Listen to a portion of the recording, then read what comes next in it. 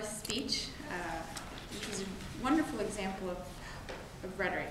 And I was lucky enough to evaluate your icebreaker, and that was one of my comments at that speech, is that you already have a good command of rhetoric, the skills that you were practicing in this project. So I'm going to give a few examples of that, of your sophisticated use of rhetoric. The first being, I loved your use of vivid words, which is one of the key things of a good speaker. You use sensation right there. There's something about sensation. She's a sensation. You've said People's Republic of China's paramount leader, so very some use of alliteration there.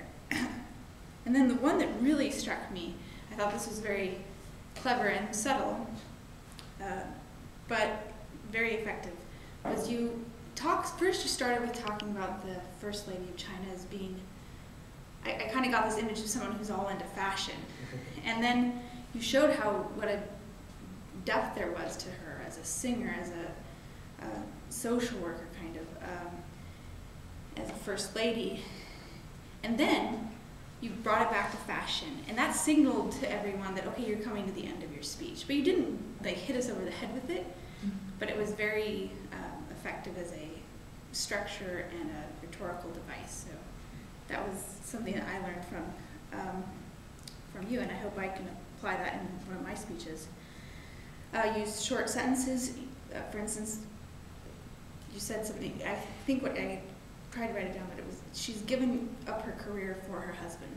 So it was very short, to the point, but provocative. It made us kind of stop and think.